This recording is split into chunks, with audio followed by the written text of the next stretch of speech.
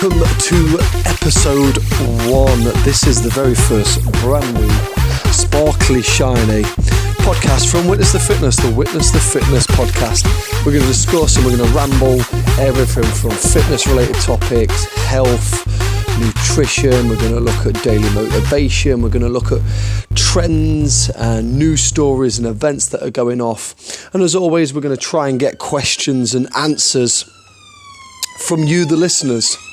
You know, we want lots and lots of questions and kind of anecdotes and quotes and stories from you to add into our daily podcast overall.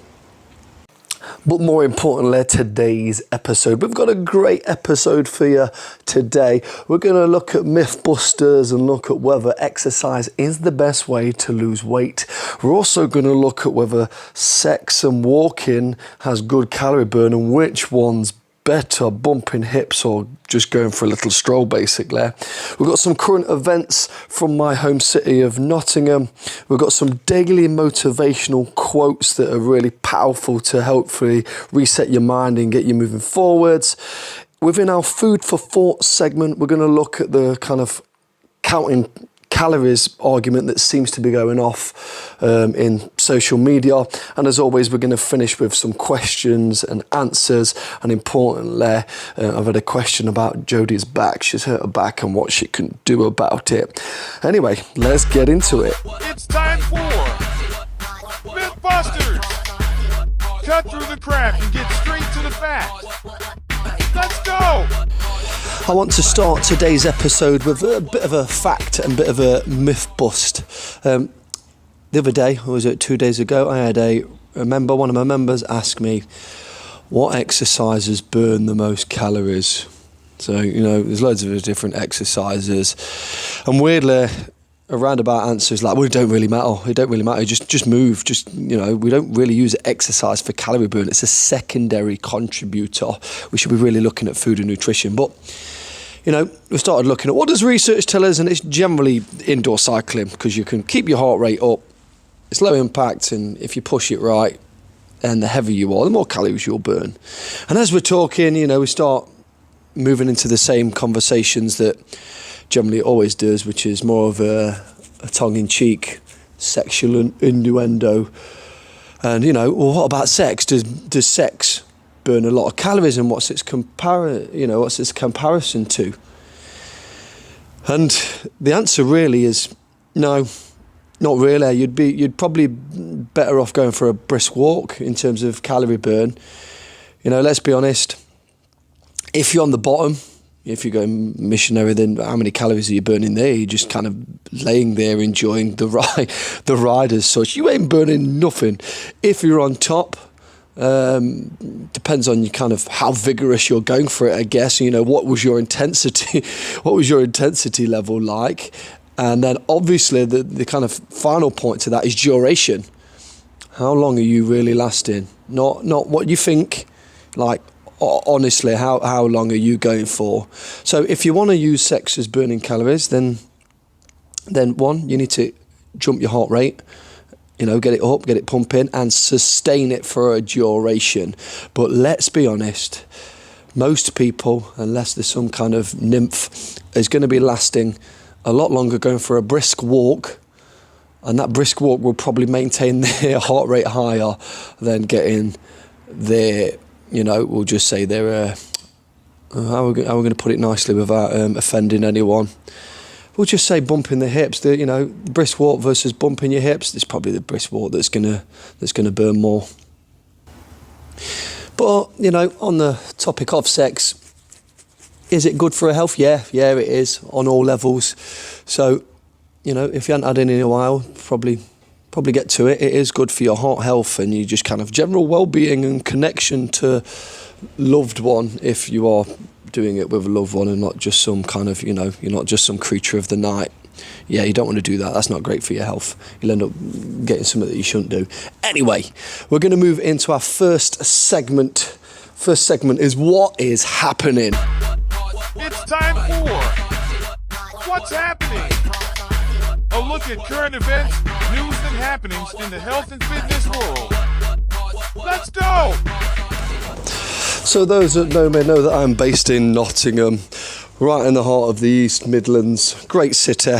But unfortunately, I've just read in the news over the last couple of days that our lovely city council is probably going to go bankrupt, which, aside from all the kind of political stuff and the social stuff, just from a health perspective, this is bad news. We're probably going to see within our city a decrease in health again, simply because of our city's gone bankrupt. And the reason why I say it, when we look at kind of factually, what things do we know that play a part in people having obesity and ill health? And even if you look on the kind of UK government public health, what are the three things they always pull up? It's always a level of inactivity. So people are sat on the bum way too much, they need to move more. The second thing is just calorie dense, like you're eating way too many calories. And the third thing is the socio-economic status. That is a big word. I'm not even sure I can spell it, but what does that mean? Socio-economic. Basically, rich versus poor. The poorer we are, generally that is a correlation to poor health, because we'll end up buying crap food because high sugar, high fat, high salt is generally cheaper to produce and cheaper to then buy. So if you see people are struggling for money, they will generally make worse choices with their kind of buying habits of food and their food and nutrition habits overall. So I know it's probably a bit of a tangent, but our city going bankrupt, Nottingham City Council pretty much going to bankruptcy there, means that there's going to be less spending within the community on resources and on different bits and pieces, and you would assume as a whole the socio-economic status of the city would decrease, and therefore over time, if that ain't changing, we're going to have a decrease in health within our city. So if you live within our beautiful city of Nottinghamshire, it's really important right now that you hone down on the stuff that you can control to really grapple back your health, because your socio-economic factor, the factor number 3 I've just talked, may be compromised to the point where you can't fully get hold of it. But if you think, what can we control? Can you control your level of activity? Yes, you can. You can definitely do that. Can you, to a degree, socio-economic things aside, can you determine what food sources you put into your mouth? Yes, you can. And being aware of the fact that, yes, if you're, we'll just say a little bit poorer, for want of a better word, you're probably going to start to lean towards poor food choices. Being aware of that and taking control of that and making as best choice as you can is a powerful tool to make sure that your health, your fitness and your waistline is not compromised. Alongside of that, there's other things we can do away from the socio-economic. If you can't afford good food, well, then it's really important that we don't waste food either. So, socio-economic's low, your food choices might be poorer. How about we've still got a high level of food wastage in this country, food wastage. So we should really look at how are we using what we've got? Are we wasteful or not? Because if we're less wasteful, we're probably going to have slightly more money to buy better food sources.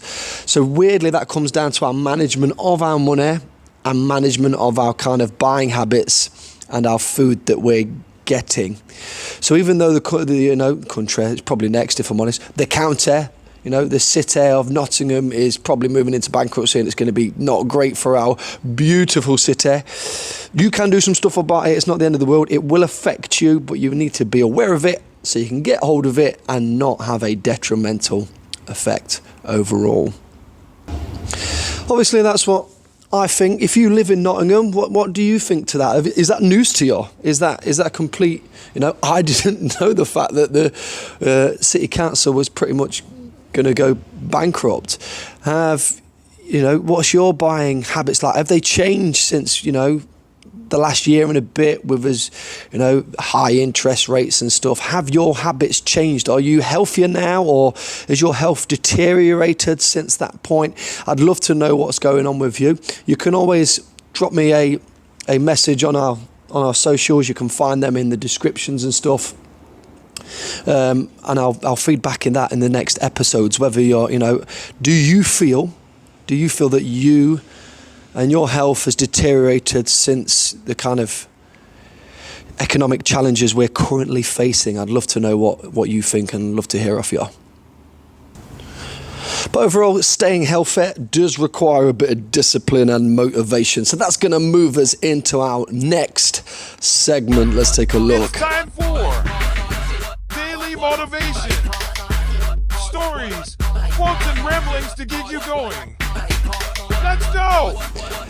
So daily motivation segment. This is the bit where I basically go through either a motivational quote, a motivational story, and then take from it to make sure we're maximizing that kind of motivational aspect to give us some drive, give us some perspective to keep pushing forwards to our health and fitness goals. So I want to start with this quote, and you may have seen it before. I've seen it numerous times, and it's about taking control today, really. And the quote goes like this: today is your opportunity to build the tomorrow you want. Ooh, special. Why is that special? Put simply, it's about being in the present moment. You've probably heard mindfulness all the time, what do we call anxiety? It's about living in the future, always worrying about what's going to happen. And what's depression? What's about living in the past a little bit and the kind of the mindset around it. And this quote really reminds me that you just need to focus on what you're doing today. That's the most important bit. So, if you're actioning today and the opportunities that today brings, so you've got an opportunity to go and have a workout, you've got an opportunity to eat a little bit healthier, you've got an opportunity to, get up a little bit earlier and work on some stuff that you've been planning to, or, you've got an opportunity to connect with loved ones or start again. Don't worry about the future. Don't worry about the past. Today is the opportunity. Now, when you do that regularly and just kind of focus on the here and now, there's a beautiful thing that happens in the long term, and this is where the future you is going to benefit from it. But you don't need to worry about the future because it's going to happen as long as you focus on today. And you'll have heard this term before, and it's referring to compound interest. This happens with fitness, this happens in business, this happens in life in general. Whatever you bank today, whatever you do today, if you keep doing it day by day and just each day you focus on it, it will slowly build. And let's say I have a workout and then I look at myself in the mirror and I've just had a really killer workout and I look at myself, what's changed? Absolutely nothing. Nothing has changed. So I'll get up the next day, I'm going to, have another workout, push myself, get nice and strong, lift some weights, feel good about it, and then, I'll whip my top off, I'll look at myself in the mirror, and what's changed? Absolutely nothing. But each day is that opportunity to just try and challenge your body. As you keep doing that, weeks, months, maybe even years later, I will guarantee your future self at some point will totally thank you for the position you're in, because there'll be a day, and I can't tell you which day it will be because everyone's different. You'll have that workout, you'll look in the mirror and you'll realize just how different and how strong you are, both physically and mentally. And you got to that position simply because you followed the advice of this quote. Today is your opportunity to build the tomorrow you want. Sooner or later, you will get to the point of the tomorrow. You will get to that point. And as long as you take a moment to reflect, you will feel so good about that point. That compound interest. Focus on what you can do today. Give yourself that opportunity. So really, this is now an opportunity. Listen to this podcast is an opportunity to reflect. What do you need to do today and every day that will build up, that will have that compound interest effect, where you will feel just banking it in, you will feel amazing in a few days, weeks, months, or even years' time. Do some actions today that your future self will absolutely thank you for. Obviously, each week I'm going to be pulling up a quote and maybe dissecting it and giving you a different perspective and angle. I want to know, what are your favourite quotes? Who gives you your favourite quotes? Give me some celebrities or whatever, you know. There's loads out there that say some really meaningful stuff that can help address our mindset and give us a bit of perspective moving forward. So I'm really interested to hear what your favourite quotes are, really, and we'll dissect them episode by episode. As always, you can drop them in the comments, send me a direct message. The details are in the comments below, in the details in the description below. As always, it's important for me to finish the daily motivation, that it's important to remember that while daily motivation and reading stuff is really important, talk is cheap. Talk is cheap and action is grand. So while it's good reading and hearing me talk about motivation, you need to get out there and apply it and do your best with it. Something to think about to keep you motivated and moving forwards. It's time for Food for Thought. Let's talk food, nutrition, and health. Let's go! I've been having a lot of questions about calories recently. It seems to be all the kind of trend on social media, different outlets, where basically there's a bit of a war going off. You've probably seen it, where you'll get some experts, advisors, trainers going, you don't need to monitor your calorie intake. It's BS. You don't need to worry about it. And then you'll get some other people that just completely go to the opposite side and go, no, you need to understand your calories and you need to count calories to be able to lose weight and manage your weight successfully. And I got asked the other day what my thoughts were. And as always, it's not black and white. This is multiple layered. There is no easy answer. And while there is no easy answer, I'm going to give you a simple one to begin with. And the answer for me, in my opinion, is yes. Yes, you need to understand the calories that you are putting into your body to effectively manage your weight. Now, this is where it varies person to person, because I've done it in the past with people where counting calories and them understanding the calories that's in food has been really successful with them reducing their weight, because they understand how much they're putting in their mouth and they control it better. But there is some downsides to calorie counting. It can be time consuming, it can be frustrating. Some people just don't get along with it. Some people just, in the nicest possible way, self-sabotage. It's hard work. And it's like, I just don't want to do the hard work of actually sitting down and working it out and using an app and looking at some food labels, because it's, you know, me educating myself what's in this actual food that I'm consuming. It's hard work. And I get that. It is time consuming and it can be frustrating. But you don't just have to monitor calories to monitor calories. There's different layers to it. And then, you know, you're probably going, what do you mean you don't have to monitor calories to monitor calories? You can look at it very differently. You could look at just portion sizes. So rather than counting calories, you're counting portion size. All of a sudden, you're just looking at the amount of food that's on the plate. Rather than adding up the amount of calories, you're just going to add up portion sizes throughout the day. There's a whole model on the healthy eating plate that's years and years old, and rather than counting calories, you just build up amount of portions. Dead simple. It's a lot easier. The trick to that is obviously being accurate with your portion sizes, but that's the same with calories, being accurate with your calories. So to count calories, you don't necessarily have to count calories. You could count the portion sizes, the size of the food that you're ingesting. Now, while calories are important to weight management, because we know in versus out, you'll have heard all that before, there's another aspect of food that counting calories is only good for, and in some cases it's not the most important thing. So I tell this to a lot of clients when I first start off with, you know, just a food and nutrition journey of some sort. We're going to improve their diet. We're going to evolve their food intake. We're going to change it from what it is today to something better over time.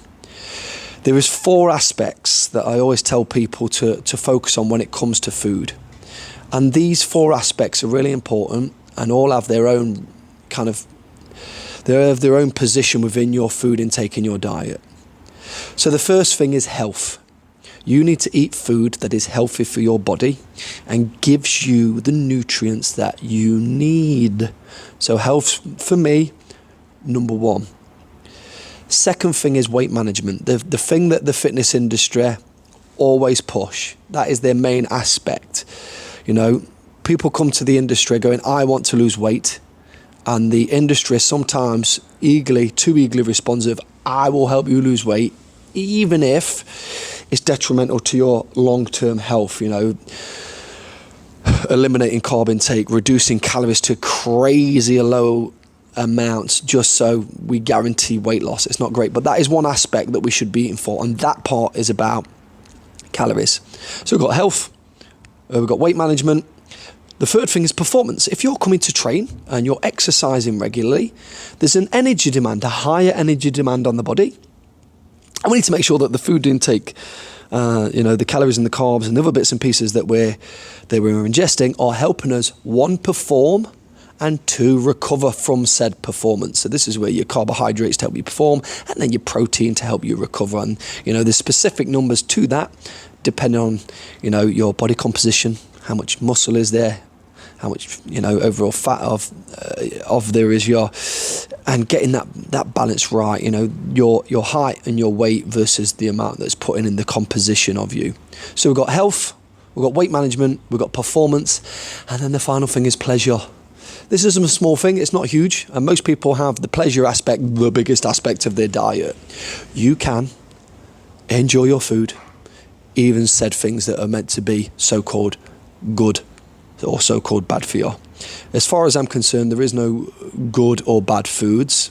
There's good and bad combinations of foods. So don't just look at one food aspect or one meal in isolation and go, that was good or that was bad, because it don't really work that way.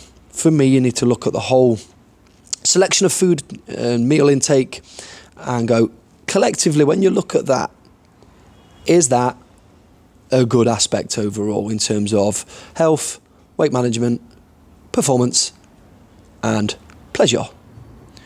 Really important balance. They have different distinctions, but we need all four of those aspects being in place. So when people ask me, counting calories, is it important? Yes, if you really want to lose weight, you need to count calories in some way. And like I say, it don't necessarily have to be counting calories, it could be counting portions. But that being said, you also need to focus on the other three aspects. So if you're worried about calories, you're focusing on weight management. You also need to think about health, performance, and actually not dying of absolute boredom or eating cardboard all the time. There is more to food and more to life than that. And let's be honest, you piling on weight, if you're fatter now than you were a year ago, 2 years ago, that didn't happen because of one meal or 1 week. That accumulated over a significant amount of time. So therefore, to get it off and to reduce your weight and to bring it into more health, health parameters where we would want it, because your health would be better, it'd be more beneficial for you, that's also going to take time. So therefore, if one meal or one day's amiss, so what? Get back on track, work on those four aspects.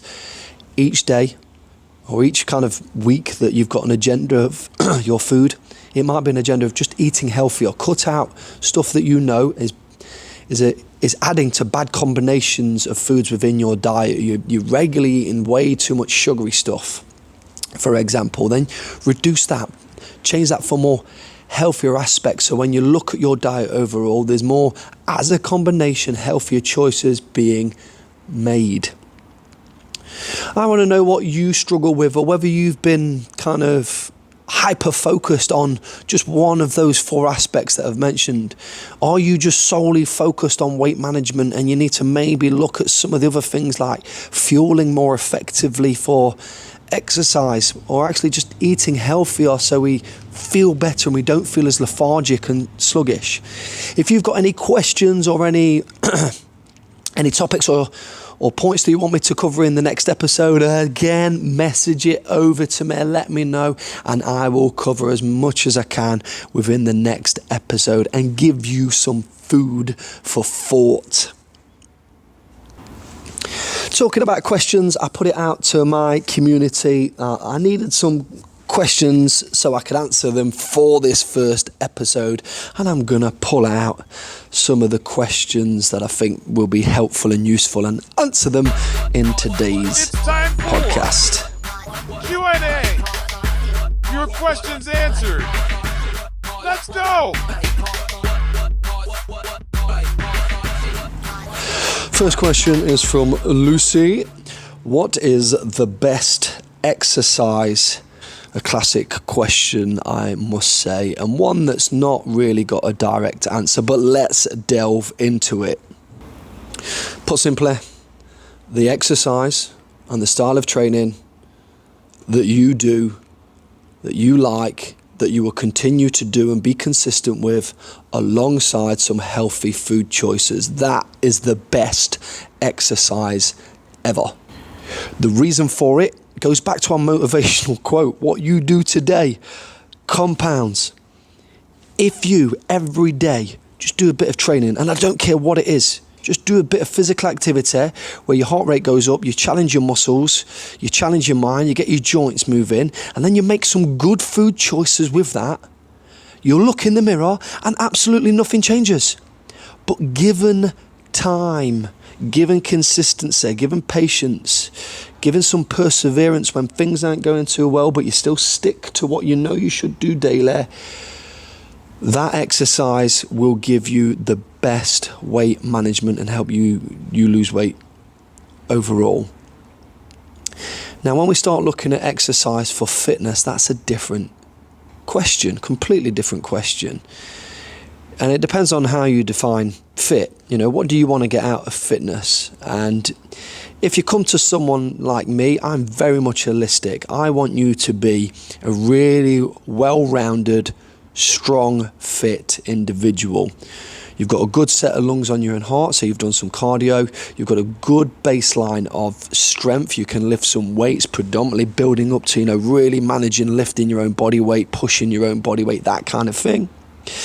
That you've got a good amount of mobility in joints and you can move well, and there's a functional aspect to it, so kind of, getting out of bed, running upstairs, clambering over something becomes easier, especially as you age. That's the kind of fitness that I want, and the kind of fitness and the holistic approach that I suggest to people is the way to go forwards.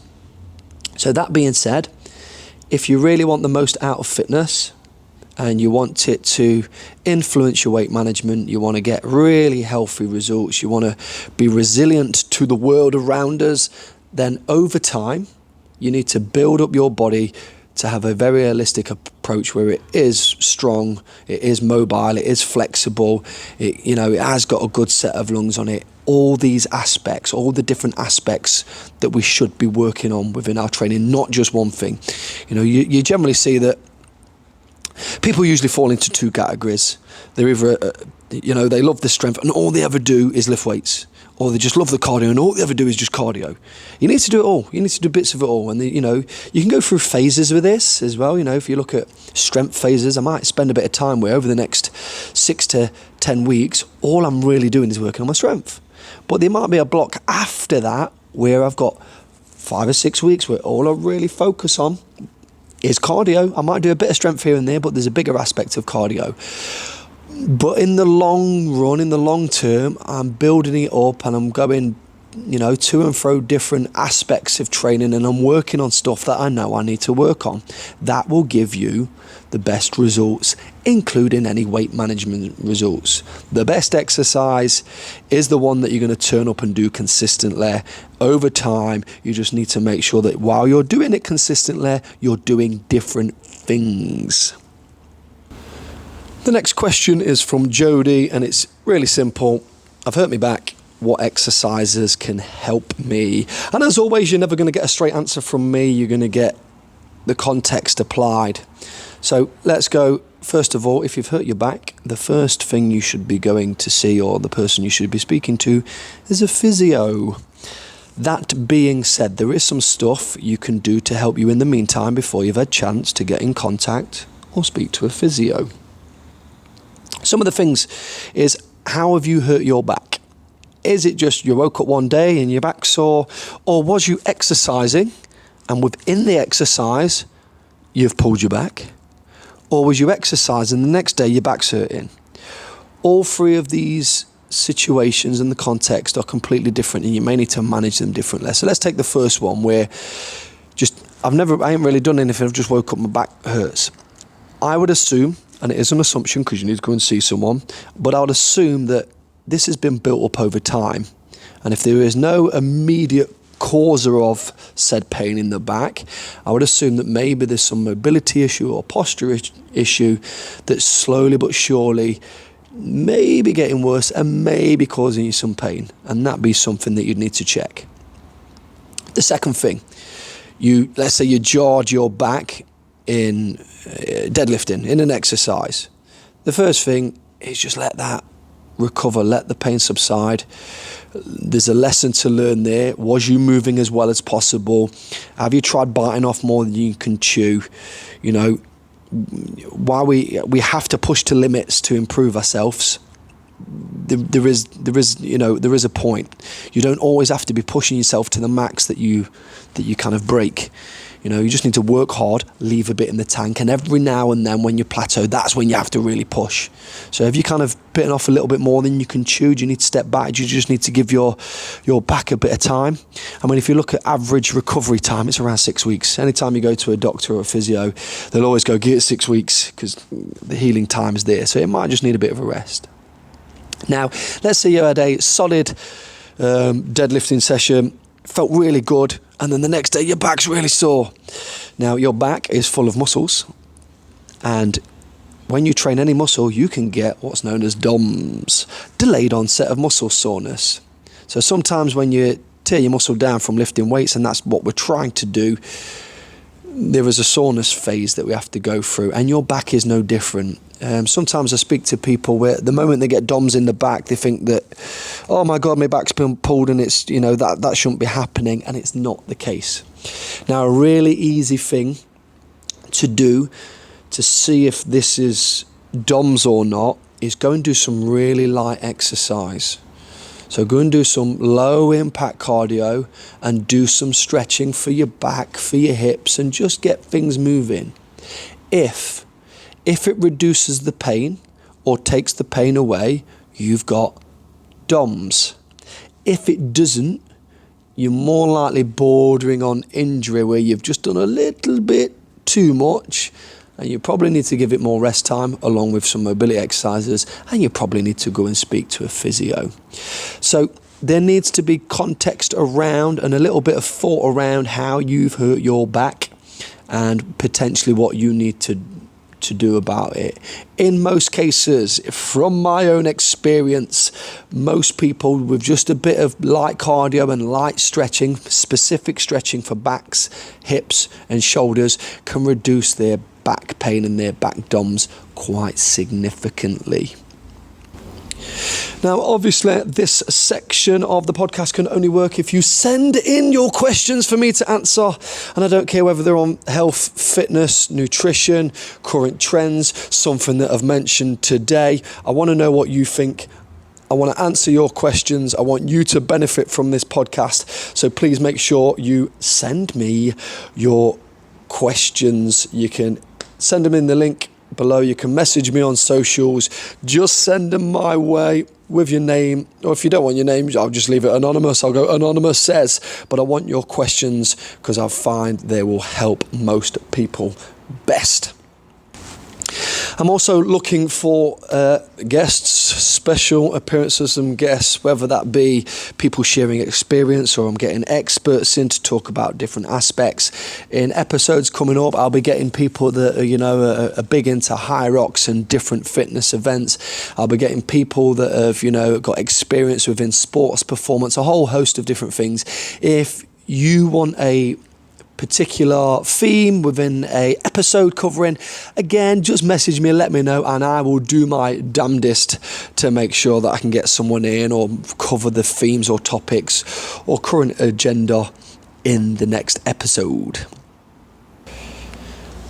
And that's it for this first episode. Like I say, these episodes will get longer and fuller as you start sending me your questions and different themes that you would like me to cover. The biggest takeaway today is remembering that today is your opportunity to build the tomorrow you want. Focus on the here and now. Apply, do some stuff, go train, make some healthier choices, prioritize your sleep, work on stuff that you know you need to work on. Do not put it off. Your future self will thank you. And I'm going to thank you as well for joining me in this podcast. I make sure you have a really good day. Stay active, stay fit, stay healthy, and don't forget to tune in to the next episode. Thanks a lot, everyone, and I'll see you next time. Thanks for joining us for today's episode of the Witness the Fitness podcast. The place to be for everything fitness, health,